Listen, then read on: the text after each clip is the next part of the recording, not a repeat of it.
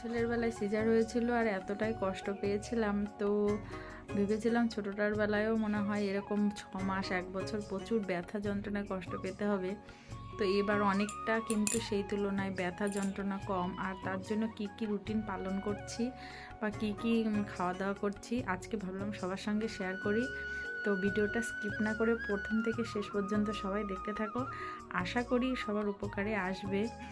আর এখনও তো আমাদের আতর কাটেনি, তো সিঁদুর টিঁদুর নেই, যাই হোক কিছু মনে করো না কেউ।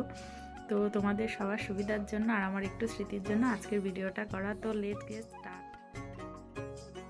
নমস্কার বন্ধুরা, নতুন বন্ধু পুরাতন বন্ধু সবাইকে স্বাগত জানিয়ে আজকের আমার ভিডিওটা শুরু করছি। তো সকালের ব্রেকফাস্টে এখানে আছে হচ্ছে চা। আগে তো চা খেতাম না, কিন্তু এখন হচ্ছে সকাল যেহেতু শীতকাল আর এটা কিন্তু চিনি ছাড়া চা, সঙ্গে মুড়ি আর আছে একটা ডিম সিদ্ধ, এটা সকালবেলা খাই। আর এখন যেহেতু শীতকাল একটুখানি বাইরে বেরোচ্ছিও দেরি করে, মোটামুটি 8টা 8:30 নাগাদ, আর তারপরে 9টার দিকে এই ব্রেকফাস্টটা করছি। তারপরে 10টা 10:30টার দিকে খাচ্ছি, যেটা হচ্ছে সেটা ভাত। বাঙালি আমরা, আর আমি তো ভীষণ ভাত প্রিয়, ওই জন্য ভাতটাই খাই।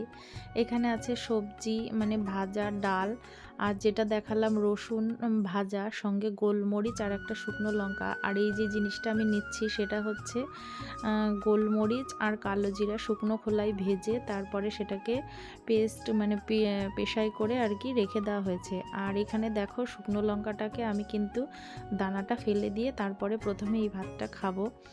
আর এটা ঘি দিয়ে খেলে পরেও ভীষণ উপকার, কিন্তু আমি লবণ দিয়ে শুধুই মেখে অল্প একটু গরম ভাতের সঙ্গে এটা খেয়ে নিই।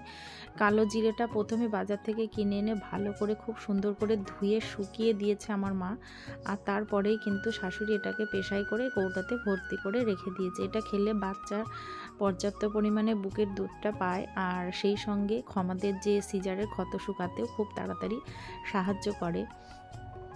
তো আমি আমার বড় ছেলের বেলাতেও কিন্তু কালো জিরের এই পেস্টটা খেতাম, আর যেহেতু বাবার বাড়িতে নিরামিষ খাই রসুন ভাজাটা খেতাম না, কিন্তু এখন খাই।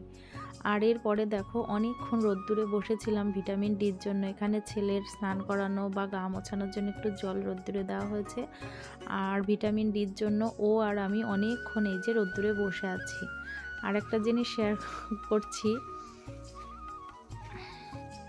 এখন বাড়িতে চারিদিকে বাচ্চার এই যে মানে ন্যাকড়া কাপড় চোপড় যেটাকে বলা হয়, সেটা আর কি চারিদিকে ভরে গেছে। দেখতেও বেশ ভালো লাগছে, রং বেরঙের টুকরোতে ভরে গেছে বাড়িটাতে। বেশ এটা সবার সঙ্গে একটুখানি শেয়ার করলাম। আর তারপরে আমার খাওয়া দাওয়ার পরে ঘন্টাখানেক পরে মানে প্রচুর জল আর মেডিসিনগুলো আমি সমস্ত খেয়ে নিয়েছি। কি মেডিসিন খাই সেটা আমি পরে সবার সঙ্গে শেয়ার করছি। আর এই যে স্নান করার সময় এই পদ্ধতিটা অবলম্বন করতে হবে যতদিন না সিজারের আর কি জায়গাটা আর কি আমাদের কাটা জায়গাটা শুকায়। তো এখন তো স্নান করা বারণ, আমি গা ধুয়ে নিই।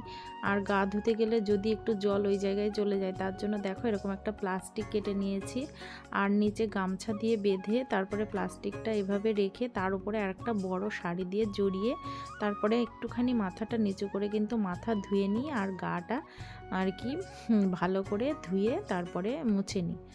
তো এখন স্নান টান করে চলে এসছি। এর মধ্যে তো আমার বেবি ভীষণ বারবার আর কি উঠছে, ওকে খেতে টেতে দিতে হচ্ছে। তো স্নান করার পরে যেটা প্রধান কাজ সেটা হচ্ছে এই অয়েনমেন্টটা লাগানো আমাদের কাটা জায়গাটাতে। এখানে আমাকে মিউপন দিয়েছে আর এটাই আমি ইউজ করি।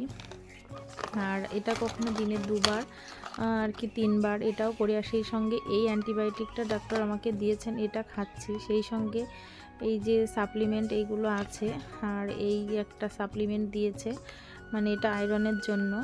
আর বেবির জন্য দেখো ওর নাভিতে লাগানোর জন্য এইটা এটা ভীষণ ভালো।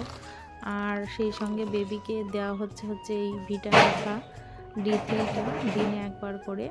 তো এটা প্রত্যেক দিন ওকে দিয়ে দিচ্ছি। এই সমস্ত কাজগুলো তো চলেই। আর ওকে এই যে নাকের ড্রপের মধ্যে এটাই দেওয়া হয়েছে, এটা দিনে 1বার করেই আমি দিই। আর চোখের মলম মানে যে ড্রপটা, এটা কিন্তু এখন আর দিচ্ছি না, ডক্টর বলেছিলেন যদি প্রয়োজন হয় তাহলেই দিতে। তো আমি আজকে এখন আর কি বেবিকে নিয়ে মানে এতটাই ব্যস্ততা যে ভিডিও ঠিকঠাক মতো বানাতেও পারছি না। এই কদিনের মধ্যে আমি নিজেকে অনেকটা বেটার ফিল করছি, যদিও তবুও কিন্তু ভিডিও মানে ঠিকঠাক ক্যাপচার করতে পারছি না। বারবার বেবিকে খাওয়ানো, তারপরে যেহেতু আমি ব্রেস্ট ফিডই করাচ্ছি ওকে, তবুও একটু ঝামেলা কম আছে। আর এখন দেখো এই চারিদিকে যতগুলো ন্যাকড়া শুকিয়ে গেছে, এগুলো সব তুলে ভাঁজ করে সুন্দর করে রেখে দেব, কারণ এইগুলো গরম গরম ওকে ইউজ করা যাবে। আমি রাত্রিবেলা বেবিকে ডাইপার পরাই, কিন্তু দিনের বেলা কিন্তু ডাইপার পরাই না, কারণ ডাইপার সবসময় পরানো বাচ্চাদের ভালো না। যেহেতু আমরা গ্রামে থাকি, অনেক জায়গা বাসা আছে কাপড় চোপড় মেলে দেওয়া, সেই জন্য ওকে সুতির কাপড়ই ব্যবহার করি।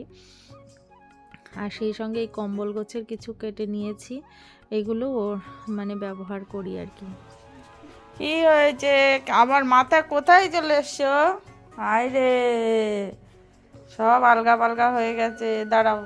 সকালের খাবারের পরে দুপুরবেলা খাওয়া দাওয়া করেছি, ওখানে শিঙি মাছের ঝোল ছিল, আর সকালে যা ছিল সেটাই ছিল, ডাল আর একটা সবজি।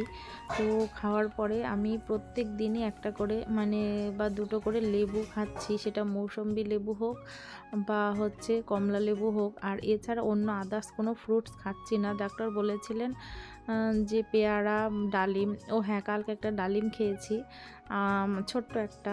আর এর আগে আমার যখন ভীষণ কোষ্ঠকাঠিন্য হয়েছিল তখন কিন্তু আমি ব্যানানা খেয়েছিলাম। আর তারপরে এখন প্রত্যেক মানে লেবুটা খেলে আমাদের খুব চটজলদি আর কি সুস্থ হয়ে যাওয়ার একটা সম্ভাবনা থাকে। আর একটা জিনিস যেটা হচ্ছে করছি সেটা হচ্ছে ব্যথার জন্য, সেটা সবার সঙ্গে শেয়ার করছি। দেখো এই যে আর কি শেক নেওয়াটা, আমি আমার বড় ছেলের বেলায় মানে ভীষণ ব্যথা করছিল পেট আর মাজাটা। তোমার শাশুড়ি একদিন বললো যে একটু শেক নাও, দেখো তার শেক নেওয়ার সঙ্গে সঙ্গে কি সুন্দর উপশম হয়েছিল। সেই অনুযায়ী আমি দেখো এখানে এইবারও কিন্তু সেটাই প্রত্যেক দিন দুবার করে বা একবার করে হলেও করছি। একটা কাপড়ের মধ্যে একটু লবণ নিয়ে নিতে হবে। আগেকার দিনের মানুষেরা তো বালি নিত, আর এইখানে কিন্তু গরম আগুন নিয়ে আসা হয়েছে ঘরে। এইখানে এবার এটাকে আমি সেকের মাধ্যমে আর কি ব্যবহার করছি। এই ঘরোয়া টোটকা আর এই ধরনের কিছু উপাচার মেনে আমি কিন্তু অনেকটা তাড়াতাড়ি বেটার ফিল করছি, মানে সুস্থ হয়ে উঠছি। ব্যথাও অনেক কম, ঘরের টুকিটাকি কাজ করতে পারছি, হাঁটাচলা করতে পারছি। তাই জন্য আমি সবার সঙ্গে শেয়ার করলাম। আশা করি ভিডিওটা সবার ভালো লেগেছে। যদি ভালো লাগে প্লিজ একটা লাইক করে দিও, আর অতি অবশ্যই সবার সঙ্গে শেয়ার করতে পারো যে আমরা যারা সিজারের পরে মায়েরা যারা এতটাই কষ্ট পাই, সত্যি মা হওয়া ভীষণ কষ্টকর জিনিস, সেটা সিজারিয়ান হোক বা নর্মাল ডেলিভারি হোক। তো সেখান থেকে রিকভারি করে যতটা তাড়াতাড়ি আমরা উঠতে পারবো, ততটাই আমাদের বেবিকে দেখাশোনা, সংসার দেখাশোনা, বা অন্য যদি বড় বেবি থাকে তাদেরকেও দেখাশোনা করার মানে সুবিধা হয়, তাই না? তো প্লিজ সবার সঙ্গে ভিডিওটা শেয়ার করো। আর চ্যানেলে নতুন হয়ে থাকলে আমার চ্যানেলটাকে অতি অবশ্যই সাবস্ক্রাইব করো, কারণ অনেকেই ভিডিও দেখো কিন্তু চ্যানেল সাবস্ক্রাইব করো না। তো যাই হোক, আজকের ভিডিওটা আমি এখানেই শেষ করছি। আরও যা যা আমি পালন করি, হয়তো সবসময় ভিডিও ক্যাপচার করা হয় না, তাই দিতে পারলাম না। তো সবাই অবশ্যই যদি কিছু জানার থাকে আমাকে কমেন্ট করে জানিও, আমি তাহলে নতুন ভিডিও বা কমেন্টে উত্তর দেওয়ার চেষ্টা করব। তাহলে আজকে এই পর্যন্তই, দেখা হবে নেক্সট ভিডিওতে। ততক্ষণ সবাই ভালো থেকো, সুস্থ থেকো। হবু মায়েদের জন্য অনেক শুভকামনা।